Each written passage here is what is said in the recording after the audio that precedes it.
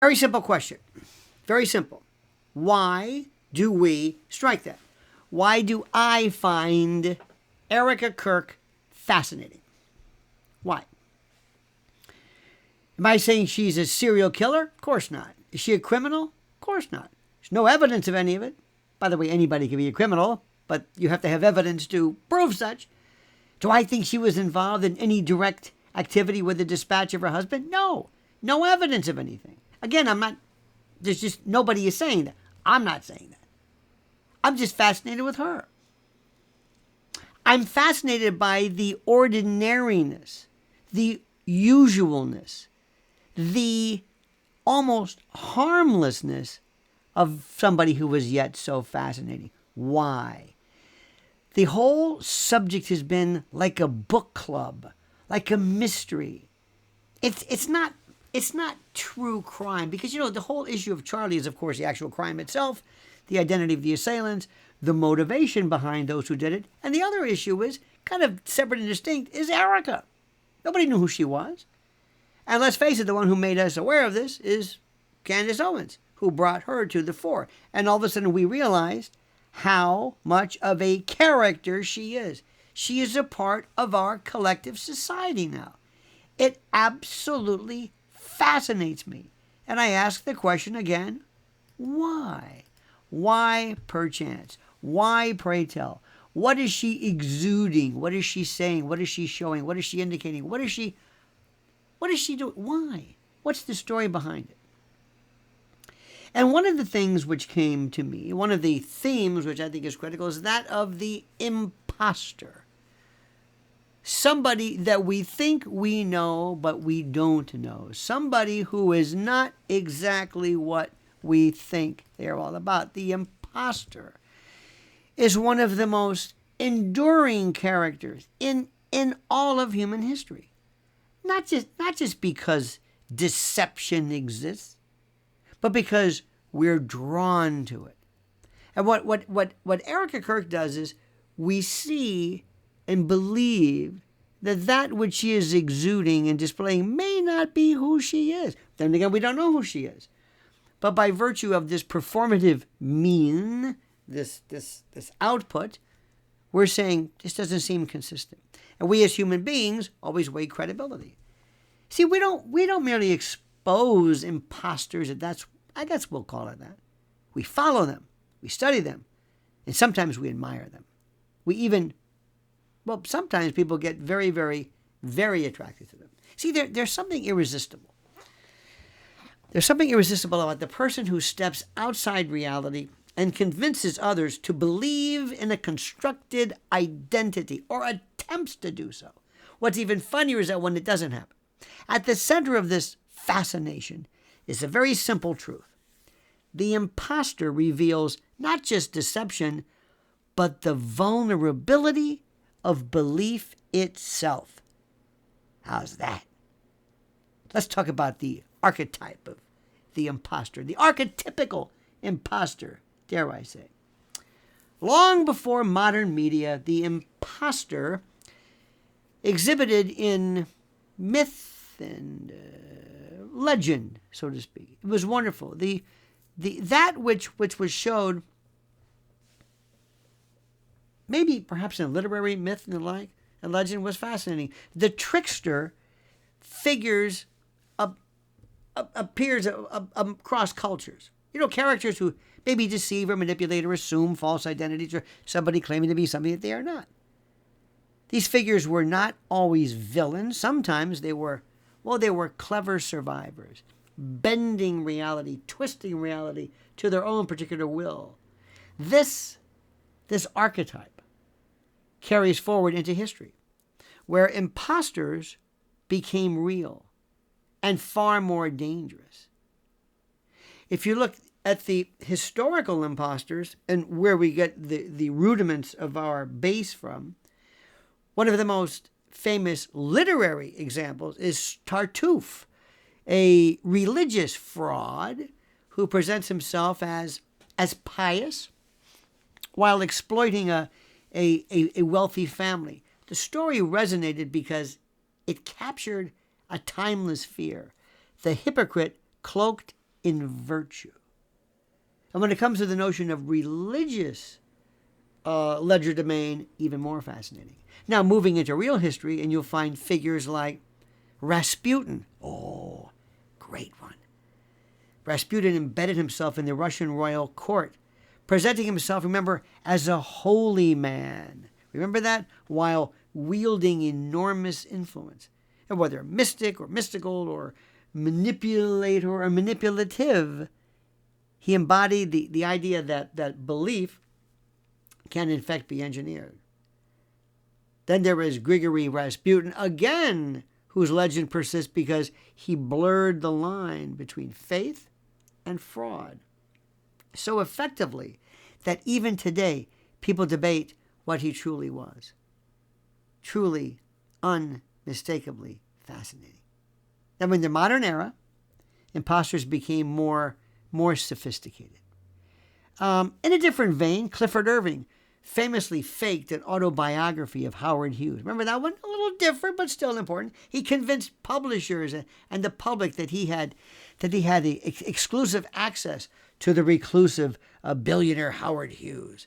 And the deception worked for a while, not because Irving was brilliant, but because people wanted to believe the story. And that's the subtext of this. Much of what is allowed to occur is because we like the story. Remember, in a similar vein, Uri Geller captivated audiences by claiming psychic powers, bending spoons, and reading minds. And the amazing Randy took care of that. But whether entertainer or fraud, who knows, his appeal rested on the same foundation. Listen to me carefully.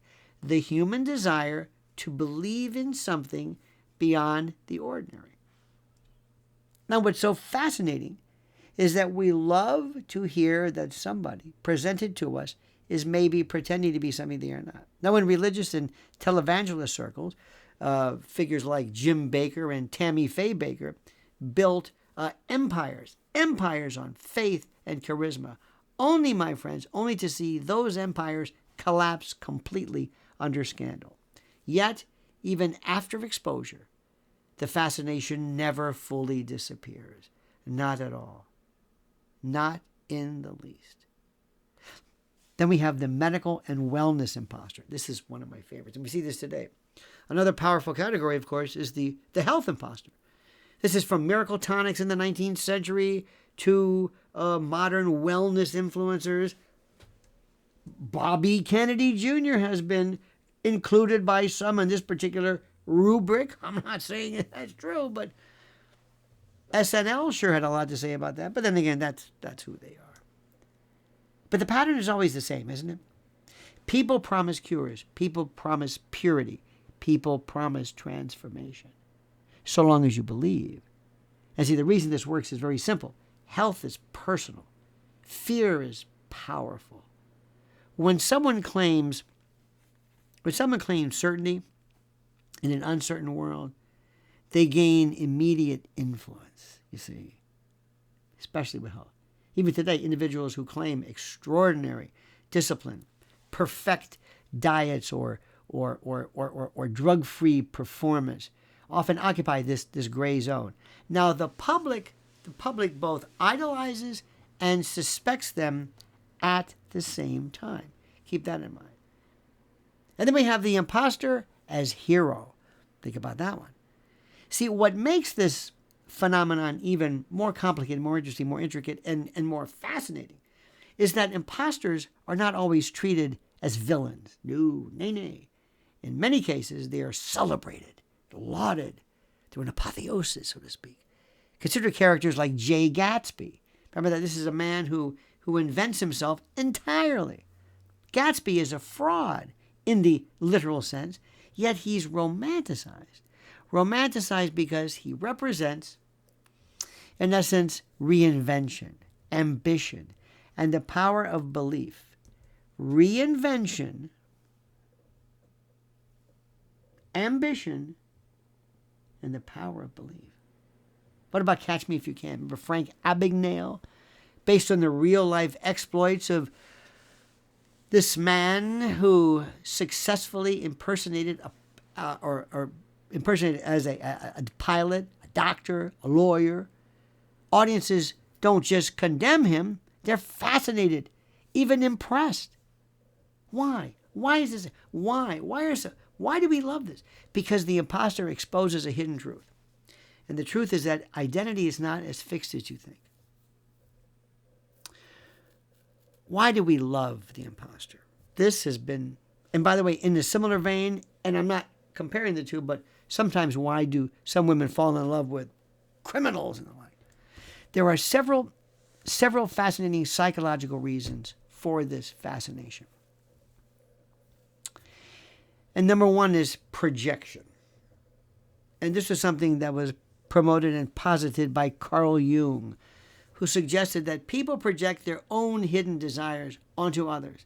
And the imposter becomes a vessel for what we secretly wish we could do. Escape, constraints, to rewrite ourselves, to bypass the rules, to be something we are not, or to become something that we think we are. Then there's transgression. Imposters break rules without immediate consequences. See, that creates tension and excitement. And we watch to see if they will succeed or if they're exposed.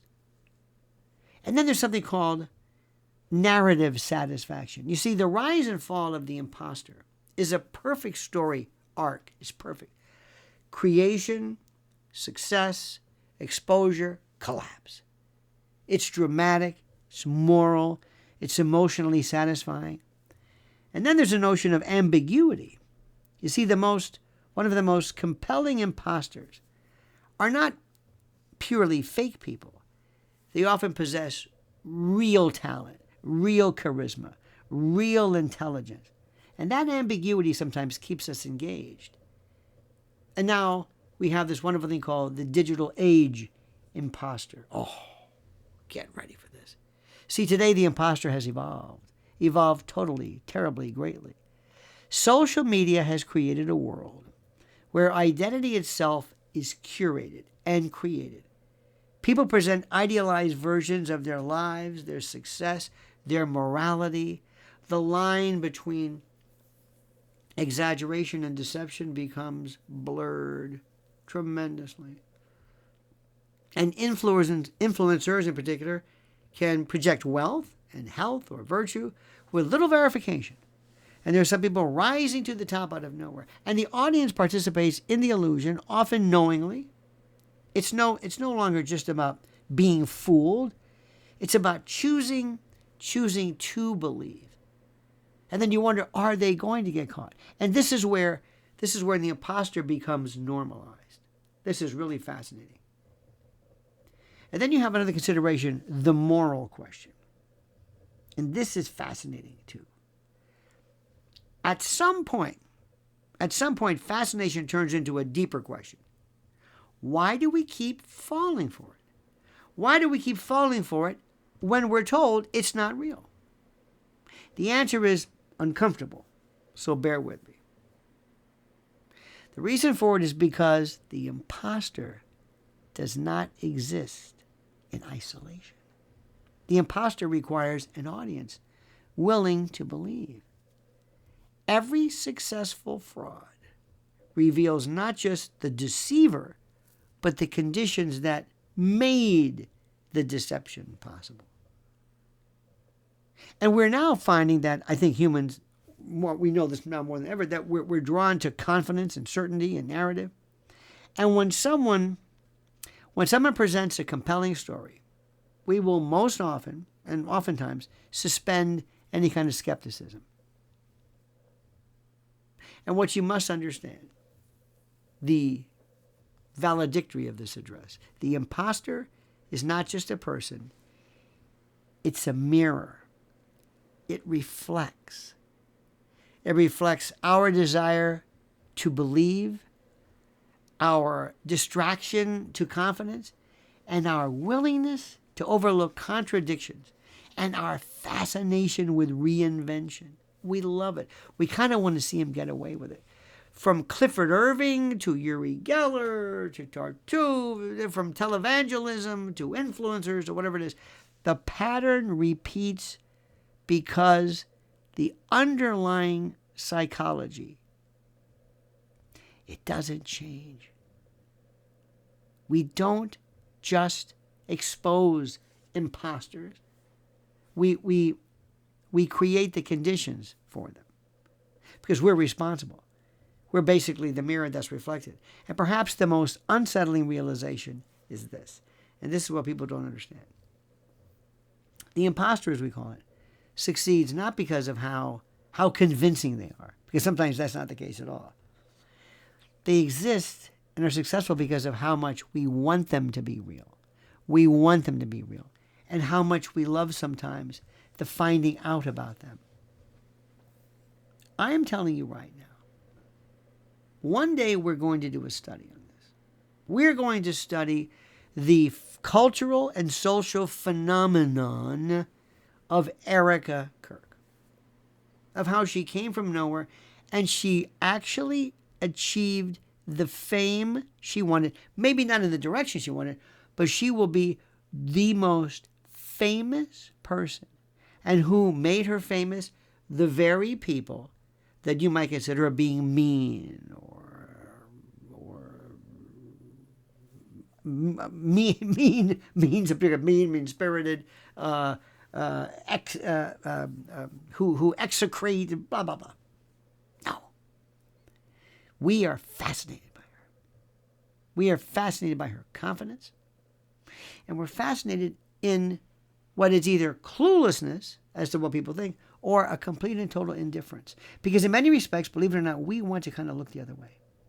Maybe one day we will say, you know what? Maybe we want to be this way. I wish we could be this inauthentic, but not give a damn one way or the other.